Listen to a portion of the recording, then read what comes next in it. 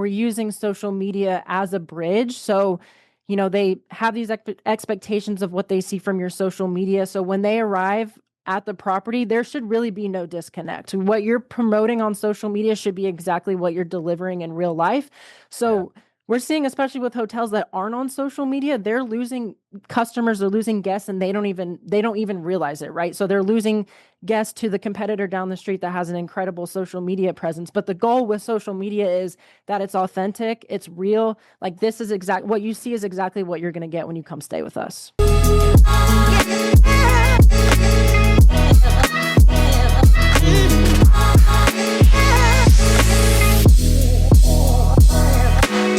Hi, everyone, and welcome back to the Moments That Matter podcast, the podcast where we take a deep dive into the pivotal moments that have shaped the journeys of today's leaders. I'm so excited to have with me today Cassady Quintana from Travel Media Group. Cassady, how are you? I'm doing great, Jason. I'm really excited to be here today. I am as well. This is going to be a deep dive into the Gen Z, the mind, their actions, behaviors. For those who don't know you or Travel Media Group, can you just give a brief overview of what you're up to? Yeah, for sure. So Travel Media Group's been in the hospitality industry for over 40 years now. When it first started, it was in the hotel coupon book industry. And as things turned digital, we kind of shifted away from that. And now we do respond and resolve. So we respond to hotels' online reviews. We do social media, and we also do reputation management as well. So kind of everything digital marketing you can think of for hotels is what we do. Me, myself, I work in our marketing department. So I am the brand ambassador here at TMG. And basically my job is to get our name out there all over social media, through webinars, through different events that we attend, just to get our name out there and try and partner with hotels. Fantastic. And so what has been your lead up to this role that you're in now? Yeah, so it's kind of interesting. I had honestly no interest in hospitality when I was, looking for jobs kind of going throughout college. My original dream was to work in broadcasting of some sort or maybe in a writing position. So I went to college for media and film, kind of focused on that. And then on the side, took some marketing classes just because honestly, as a Gen Z myself, super interested in social media. I had a very large social media presence. So was interested in kind of that digital marketing side. I had some friends that were interested in that. So took some classes, and funny enough, our liaison, I played basketball in college too. So our liaison for our team was a marketing professor as well. So she kind of was my mentor through basketball, but also a mentor as a professor. And so she kind of took me under her wing, and through her, I found a lot of opportunities in social media marketing. So upon graduating, I took a job at a social media agency where I did account management for all types of industries, all different types of brands, and did that for a few years. Really loved it, loved the team, loved where I was at, but kind of was missing that team aspect, right? I was doing a lot of stuff on my own for these accounts, wanted to work at a company that had one goal, one mission, especially at TMG. Our goal is obviously to bring as many hotel partners as we can. And when I found the listing on LinkedIn, I didn't know much about hospitality other than being a traveler myself and understanding, that kind of side of things. So was interested in just dipping my toes in the water, didn't realize how much I would fall in love with it at the time. So now I've been here for about a year and a half and honestly don't see myself leaving anytime soon. That's awesome. And I Yeah. love that you say, I'm a traveler myself because Yeah. you're doing social media for these hospitality groups. And most people can relate to that. You can actually move the emotional heartstrings or at least inspire or educate somebody to want to go on this vacation Right. when when it's like Nike, like I can't dunk. I'm not going to be dunking. So, Right. Right. Right. like you Yes. can show me somebody dunking, but it's not going to happen.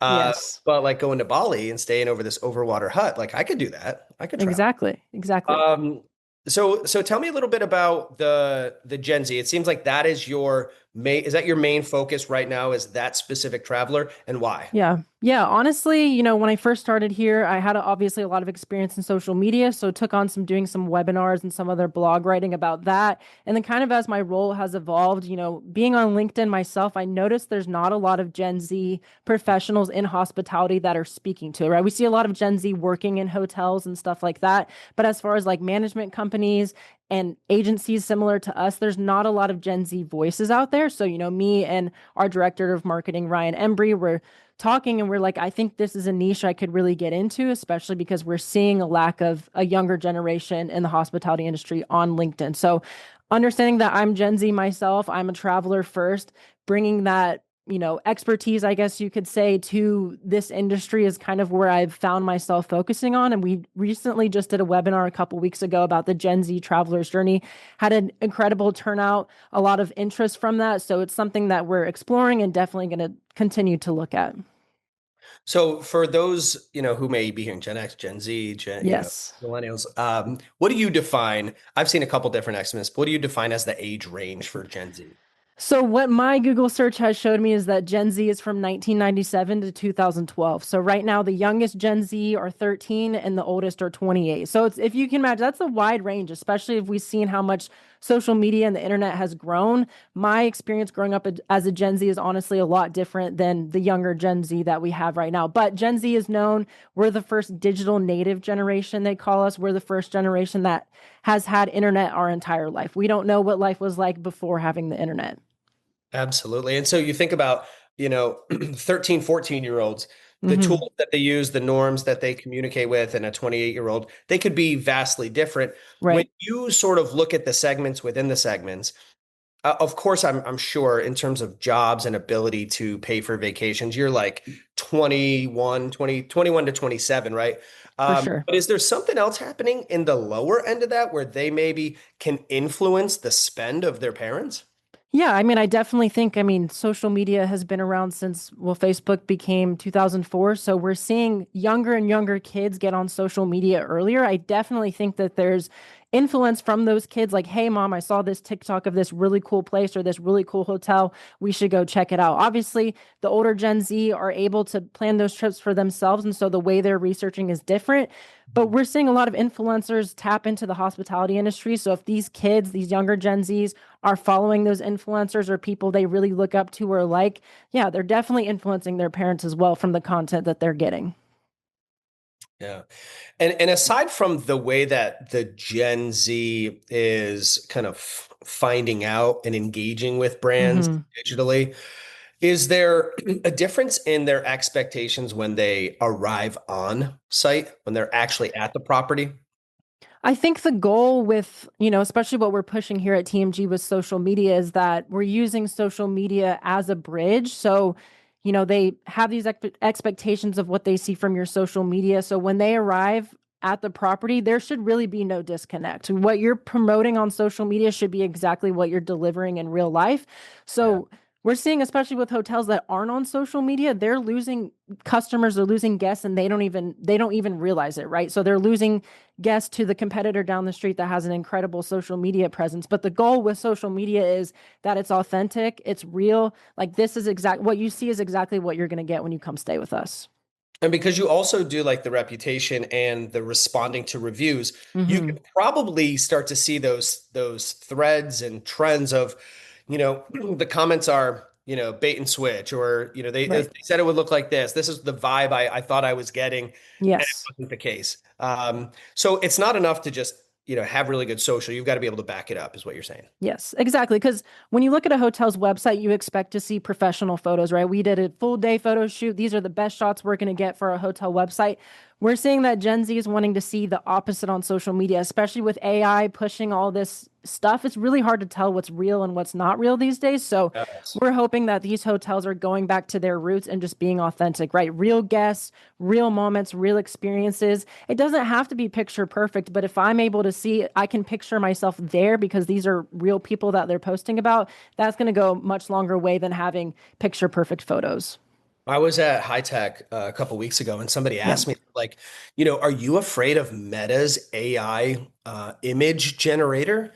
What do you think about that? And because we deliver video content, and Right. you can see it with your own eyes. I'm like, I'm not really, Yeah. because the moment someone believes that this is an AI generated image, the trust and credibility is broken. Exactly. Like, that's somebody who maybe, wants to use AI to make a cartoon version of themselves or a better looking version of themselves, like, Right. go for it. But when you're about to shell out thousands of dollars, fly Hmm. across country, rent a car, drive a few hours, and go to a resort, you don't want the AI version is what you bought into, and now you're Exactly. faced with the reality. Like that was that's a far stretch in my opinion. Yeah. No, I totally agree. Especially with social media, I mean, I see it on Facebook all the time. People are believing AI things to be true, and it's just going to get worse as time goes on with AI improving. It's going to be very hard to tell. So if we can focus on that authenticity and realness, especially honestly, I think the easiest way to do that is to have your guests post their about their stay, right? If obviously there's only so much trust you have from a brand social media, they're putting their best foot forward. We want to see hotels pushing UGC, which is user generated content, because obviously hotels and their social media want to put their best foot forward. So if we can have our actual guests post about their stay and photos and videos, that even goes a long way. Yeah, I almost feel like there's this like a badge. Every AI company should have a watermark that says, generated by AI. Right. That just they did a couple of years ago, paid promotion. You had to have Yes. paid promotion there. So people know they're being compensated. This isn't 100% authentic. It might be Right. authentic to that person, but they are being compensated. And so if we've gone so far as to say that in every paid promotion, we might as well say this is not real, right? I Like totally agree. AI. Just give them a watermark so that, the hysteria can die down on social media. Totally agree. Totally agree. Awesome. So, in your research and in your work, what's been the most surprising data or surprising insights that you've been able to glean from either just if you're shocked at kind of like what the offering is or the behaviors? What's been most surprising for you as you've dug in?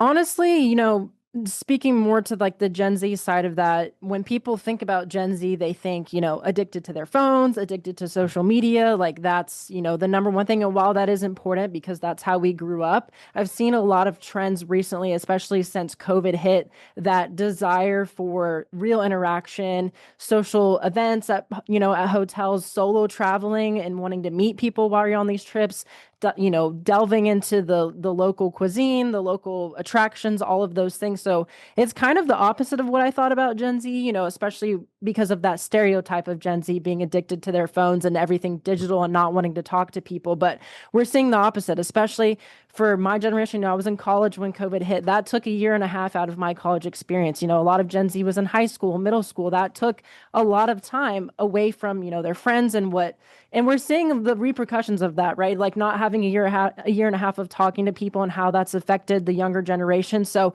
seeing that kind of opposite thing of now they're wanting to experience stuff and be with other people and connect with other people while they're traveling was a little bit shocking to me, but I can see why that's trending right now. Yeah, like a lot of parents complain, like, "Oh, I can't get my kids off the phone." Yeah. Uh, and so they want the child to disconnect. They want the youngster to disconnect. But I'm sure, like you're saying, the actual Gen Z want to as well. They want that Right. connection, but they probably want it curated in a way that's interesting and fun and delightful Yes. for them, not, the old way and not cater to children. Like, if you do something worthwhile, I will participate. Yes, exactly. Totally agree. Where are you seeing stuff like that? Are you seeing anyone like on the forefront? I've seen just a lot of research that I've done have been some, social media surveys that have gone out, travel surveys that people have done, really just doing normal research and honestly experiencing that myself and even talking to my friends and people that I travel with and what they're looking for out of this. We have an intern here who's also Gen Z, and I've had her ask, her friends, like, what are you guys looking for when you're traveling? What's most important to you? And obviously, a lot of that, number one is, affordability, budgeting, and how much things are going to cost. But always number two is authenticity and just real moments, right? If I'm going to spend the money to travel, I want to make sure that I'm getting everything out of it that I want to, whether that's, attractions, experiences, food, events that you're attending. That's what I'm saying. So it's a lot of just talking to my peers, talking to my colleagues as travelers first. Like, what are you looking for? Yeah, because if you're like going out of your way to focus on, target, and Right. invite Gen Z to your hotel, then you've got to accommodate them in a way that is meaningful to them. Exactly. Yeah. And that's probably different than inviting a millennial or a baby boomer along. So you really got to curate that. I've been talking a Right. lot with Wonderland London. Do you know Asar Shai? That sounds very familiar. They're the consultants that go into hotels and say like, here's what we're going to do for kids and teens, and Ah, teens yes, like yes, yes. 13 right to 19. So and it's like programming and setting up spaces specific for them, Mm-hmm. And like kids and teens have typically just been an afterthought. Like you can Of bring course, yeah. kid friendly. Yeah, we got some chicken nuggets on the menu, but like you don't have programming and spaces that make them feel welcome and Yeah. surprising and delighting them. Um, it's interesting because I know if my children are taken care of, they're going to want to come back to that place. They're going to Yeah. ask me about this, the in particular, they're going to be begging me to go back. Yeah. Um, and it makes a lot of difference in our lives. But yeah, they're working on some really cool stuff. Partitions to divide up rooms for children to go into like castle Yeah. snow areas. Um, but I'm wondering for you all, if is there other people that you're aware of in your ecosystem that are 100% tailoring that experience outside of the programming? Like, I'm sure the Wi-Fi has to be strong, right? Yes. Yeah. Yeah. But is that, different food types? If you're inviting the millennial, do they care about anything else other than the programming? Yeah, I mean, I think programming obviously is number one, but we're seeing especially, with my generation and taking work trips and wanting to add a couple of days to have that bleisure trip, we're seeing a lot of hotels Mm. integrate, like you mentioned, spaces on the property. So whether that be we're putting fire pits outside by the pool, we're putting grills in. We recently just did our Sweet Spot podcast that we have here, did an episode at one of the hotels out by Universal, and they've Mm. made their breakfast area into more of a communal space. So even after breakfast is over, like the lobby was bumping. There was a lot of people wanting to hang out, wanting to talk. So, like you said, having those spaces for people to hang out is really important, especially if you have a restaurant and bar. What are some ways that we can make that lively, whether it's having a happy hour, or we have, karaoke night, or we're showing an episode of Love Island. That's really trending right now, of showing things that these generations are interested in. Like you said, because if your kids are into it, they're going to want to go back. I think hotels need to start focusing on these younger generations. Obviously, although your teens are not the ones paying for the trip, if they're going to enjoy it, you want to make sure that you're incorporating those things so that they want to go back, and so that for their parents, they're disconnecting from their phones, right? Because if it's not interesting to them, there's nothing for them to do. They're going to be sitting in the corner with their headphones on their phones. So, super important to programming is usually the easiest way to do that. But if you can incorporate, new food items that are more exciting, or, events by the pool, or just implementing a fire pit and having a s'mores night, simple things like that, doesn't need to be anything crazy, doesn't need to be costing a lot of money. But if you can incorporate every generation of the family that's on this trip in some way, you're going to have really good results. That's exactly what I was going to ask afterwards. So one strategy, right, is like getting teens or millennials together with each other, the random Right. collision, the ideas, and bonding. The other thing is including the parents or the grandparents in other types of activities where Yeah. they can say, this was a great experience together. We bonded.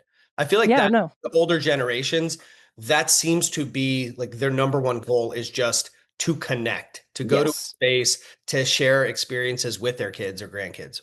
Yeah, I mean, that's a trend we've seen too recently, of the generational travel, right? We're seeing a lot of grandparents, their kids, and their kids going on trips together, which wasn't really that common. You usually just have your immediate family, or as your kids grow up, they start going on trips by themselves, or grandparents are retired, they're taking trips. But if we can have an experience where everybody in the family feels included and there's something for them to do, you're going to be winning on every single level. Awesome. Awesome. And back to the social piece. So Yeah. what do you find is working? What do you find is working? Like when you get a new client, you say, all right, step one, we got to do this. Like what's the main thing that's working for you all? It really depends where the hotel is starting out. If they have no social media, number one is just brand awareness, trying to get stuff out there. But obviously, you work in the video space. Video content is king. I think it will always be king. TikTok is not going away. We see that Instagram, Facebook, and YouTube all have their own version of short form video to compete. We're now seeing on Google that if you search, best hotels in Orlando, for example, there's a tab on the top that says short video. And when you click that, it's social media video coming up. So if you're not posting social video, you're missing out on tons and tons of business, because that's what not only what Gen Z is looking at, but now with this implementation on Google, all generations are going to be watching those videos, because it goes back to those real guests, real experiences. Again, like with photos, you can make them look perfect, right? You can edit the photo, but with video, it's really hard to do that. That's what you see is what you get in a video. So we're trying to push that. We have custom video here that we want everybody to sign up with, because That's the best way to show everybody about your property in just a 10-second video. They don't have to go do any more research. They can get everything they need to know within that video. Oh my God. That's exactly what we say. I mean, Yep, if a picture's worth 1,000 words, I mean, a video, you in exactly. 2 seconds even, Yep, you go, yep, okay, I understand what this vibe is like. Um, yeah.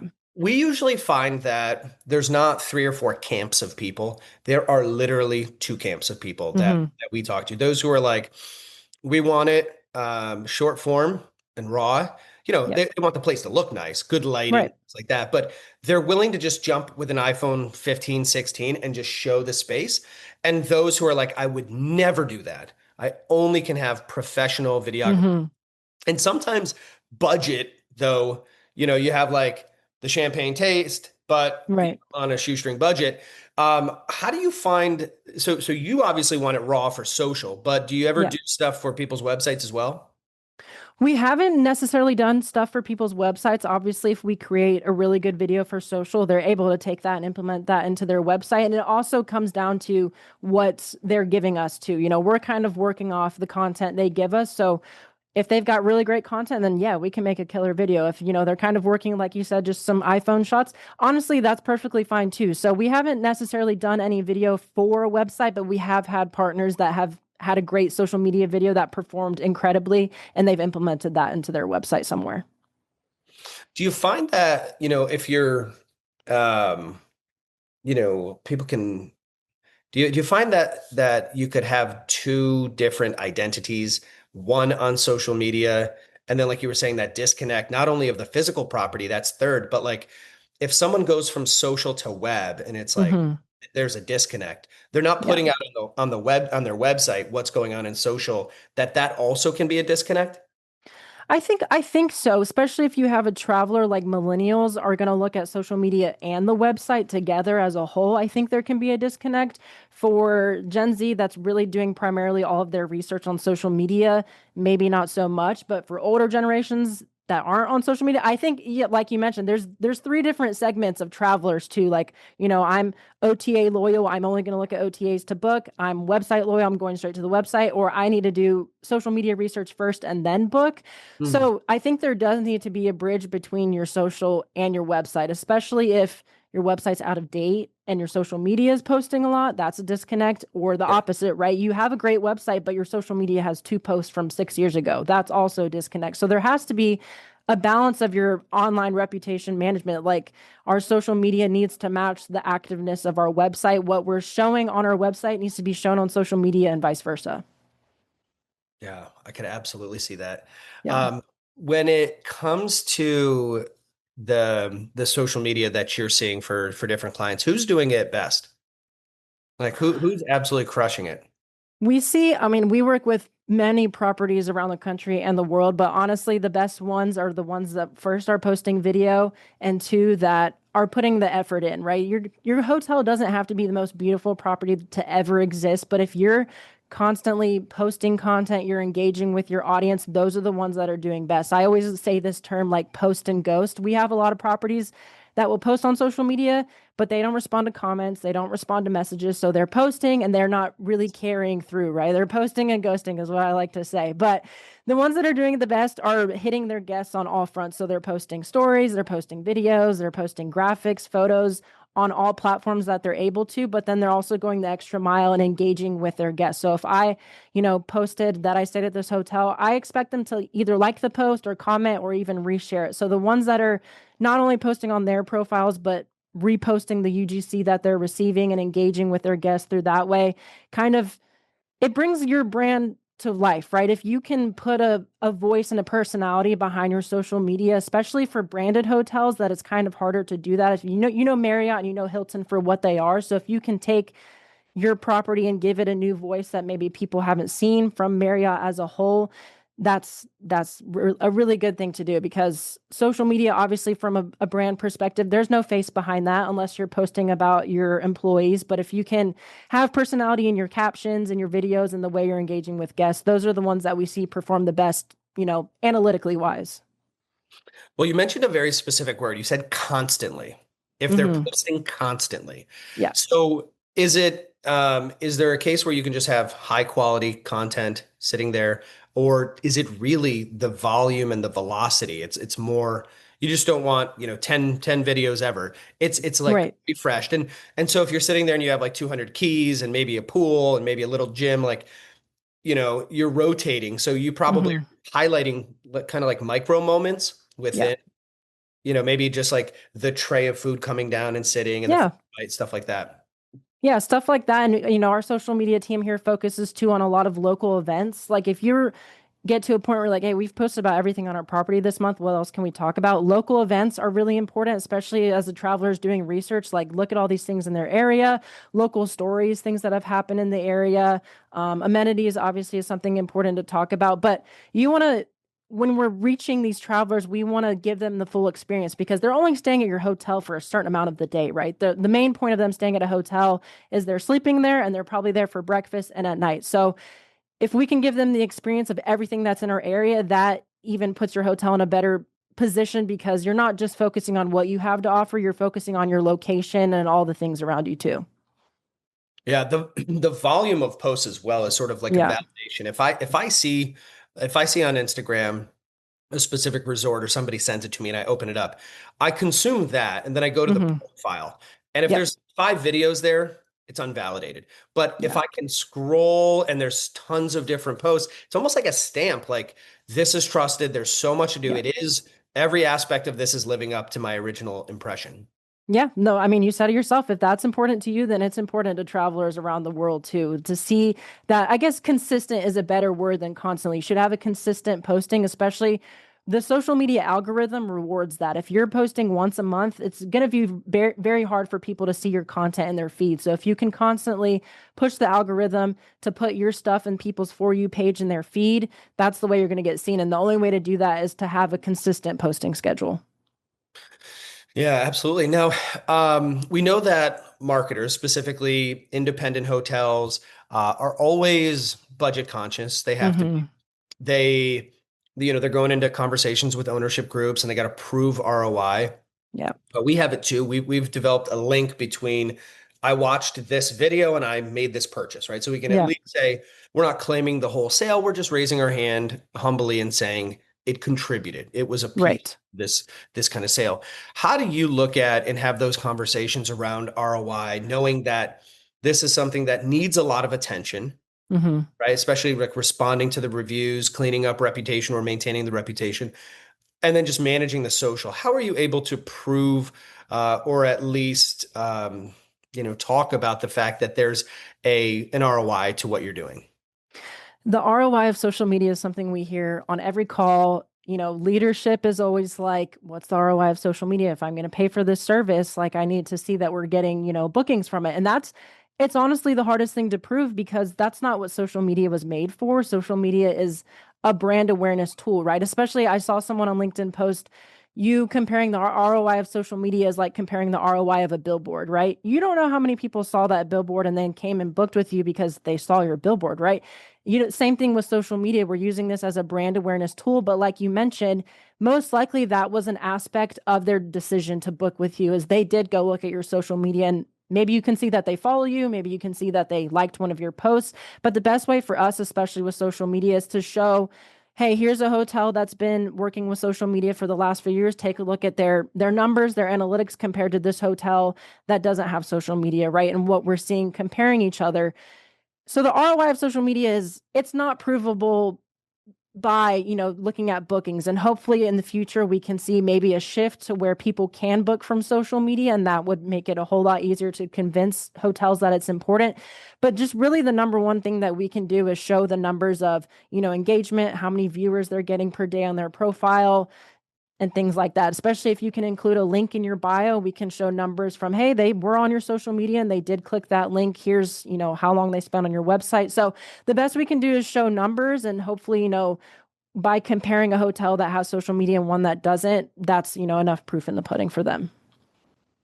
Yeah, it's always a difficult one, but it's absolutely necessary, right? It's kind Right. of the thing that even if you can't prove it, not doing it is fatal. Exactly. Exactly. Especially in a comp set, and maybe you're able to show that, here's Yeah. a hotel in your comp set that really isn't doing anything, and here Hmm.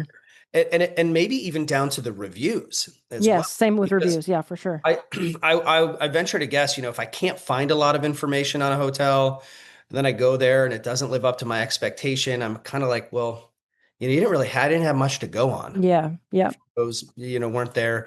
Then you almost run the risk of people thinking that you're hiding something rather than, I'm showing you everything we have. We're celebrating how great this place right. is, our people, the places. Yeah. Yeah, and it goes back to caring about your guests too, right? If I'm doing my research and they're not responding to reviews, not engaging on social media, it gives off the vibe that you don't care that much about your guests. You don't care to be a part of their experience. As whereas if I see a hotel that's responding to every review, is very engaged on social media, that's somewhere I want to give my money to. Yeah. Yeah. Well, very interesting. We'll have an opportunity now. If any questions you have for me, sometimes we turn the table. Is there anything that you're interested in our world, or questions you have about what we're doing? Yeah, I mean, I've done, a little research on what you guys are doing. I've talked to Tyler quite a bit, but I'm just kind of interested on, how that came to be. It's obviously a very niche thing that you guys are doing. So how that came to be and kind of where you see that going in the future. Yeah, it originally stemmed from anytime you left what you were doing to go find out more information. Like let's say you're on the North Face and you're looking at a tent.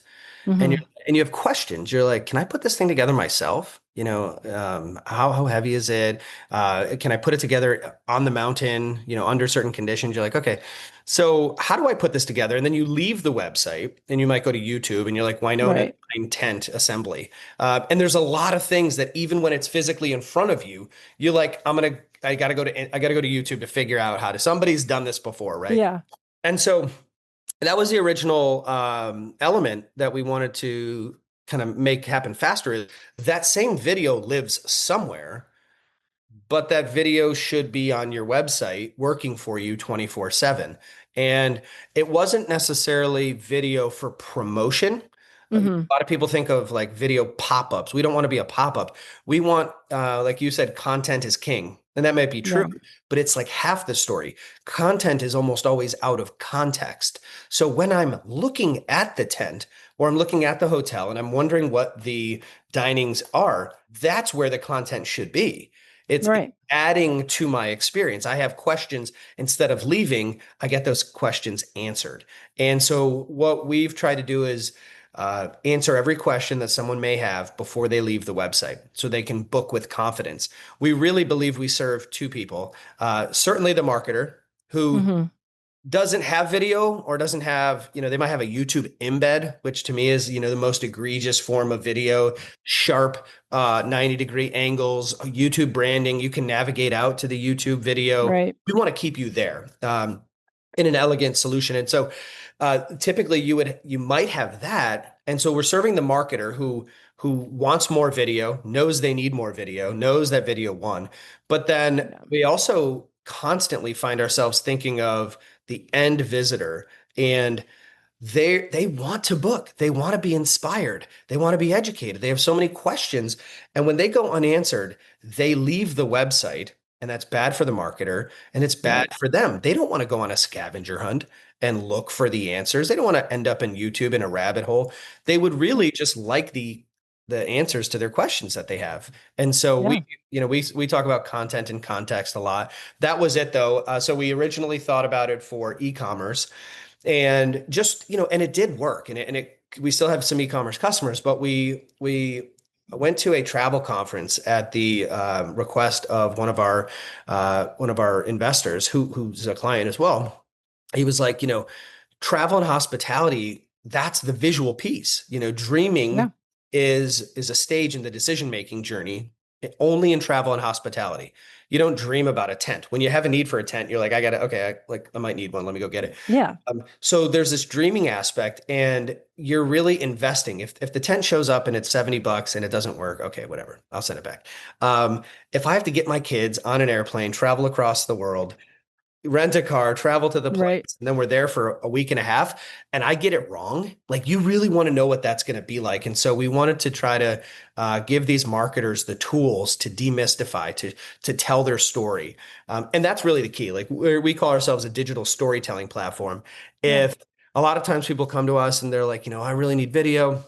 I'm like, we could definitely deliver the video, right? But like, do you have a story to tell? What's unique about your property? Yeah. Why do people come and choose you over others in your comp set? And then that's where the story really starts to take form. Oh, it's our Japanese soaking tubs, or it's this it's because it's the jump off spot to get to the concert venue or to go here. It's like, okay, that's why then that needs to be like hit you over the head. This is Right. we exist. Here's the experience you're going to get here. And we love trying to tell the stories with people. If you have a story to tell, Yeah. that's where we get really excited. Well, I mean, that's the easiest way to, that's the same thing with social media too. What's the reason that people want to stay with you over your competitors? So that's awesome. I think that's definitely something that's needed because I don't see a lot of hotels, have those videos on their property. Like they may have a little room tour, but like you said, it's embedded in YouTube or it goes somewhere else. And usually if people have to click off, they're most likely not coming back. So I think that's really awesome. And I'm very interested in learning more about that for sure. We got into a little debate actually internally the other day because we had set up one of the features we call fill for a client, and a fill is basically when you take a big image and when you hover over it, it becomes Hmm. video, right? So, Yeah. Yeah. but we can also do other things inside of it. Like when you hover over the image, let's say it's of a bamboo forest, you can hear birds chirping, so audio. Mm, yeah. Or when you hover in, it can actually be a 3D tour, visiting media, Matterport, whatever. Um, and I'm really not a big fan of the tours. We embed them. If you want them, Right. we will show them, right? Because it's a client and whatever you want to do. If the client wants a 3D tour, they want a 3D tour, but it's almost like more of an active thing I have to do than a passive. If I hover over Right. it and it's a video in about 4 seconds, I could get the value rather than pawing nonstop, tilting, turning up, down. Hmm. I don't get the same feel Yeah, for sure. when you got to work for that and you're like hovering over a desk or a sink or something. And but people do like those, but that's something that you know I think it loses the story when I Yeah. have to work to walk through something like that. Yeah, for sure. Totally makes sense. Awesome. Well, I am attracting a younger audience. So one of the last things I would like to ask, so do some things with local universities, and hopefully there's some students listening now. Given the fact that you know your stuff, and I had a wonderful conversation with you a few weeks ago where I was just like, wow, this person is extremely bright. You know your stuff. You do the research. You're in the work. You're doing really good Yeah. work. And you've been able to ascend and rise in your career. What advice would you give to a young person today who's thinking about maybe going into social media or going into hospitality about how to set themselves up for success? I think for me, what really worked was if I had a mentor myself and fully taking advantage of that, asking her for every opportunity, having her write recommendation letters for me. So, students today, if you have a mentor, you have a professor that you're really close with, keep that connection. Connect with them on LinkedIn. So, even after you graduate, that's always someone you can go back to. But the biggest thing for me was just saying yes. Like I had opportunities come up and I wasn't sure if I would like it. And I just said yes because the worst thing you can do is always wonder what if I would have done that instead. So just dipping your toes in the water, especially when you're in your 20s and you're just getting into the workforce, this is the time to try everything. I did the agency life for a few years. It wasn't for me at the end of the day. I found this new opportunity and I said yes, and it turned out great, even though I had no clue where it would go. So just saying yes and being open to new opportunities, but also trusting yourself. If you feel like this is a door that's open for me for a reason, or this is a door that closed for a reason. Just knowing yourself, knowing your strengths and your weaknesses and what you want out of your job, sticking to your gut. Obviously, there's, other aspects that come into accepting a job that you have to use your brain for a little bit. But for me, it was always just following my heart and following my gut with what I thought was going to be best for me at the time. So just being open to that. And even if you're nervous or you're not sure if you're going to enjoy it, just give it a try because at the end of the day, if it doesn't work out, it's okay. But at least you know that you tried. Absolutely. Absolutely. And Cassidy, is there a way for anyone, if they're interested in social media services or getting in touch with you, having a conversation, how's the best way to get in touch with you? For sure. Connect with me on LinkedIn. I'm on there literally all day, every day. So connect with me, message me there. My email is also cassidy.quintana@travelmediagroup.com. So just my name and then travelmediagroup.com. So you can email me. But LinkedIn is usually the best place to find me. We're all over, everyone that works at TMG is all over LinkedIn. So connect with our company page or myself as well. I'm open to chat. Awesome. Cassady Quintana from Travel Media Group. Thank you so much for being with us today. And thank you for listening in to the Moments That Matter podcast. As always, if you'd like to get the newest stuff, like, subscribe, become a member. We'd love to be on your radio. Thanks so much for tuning in.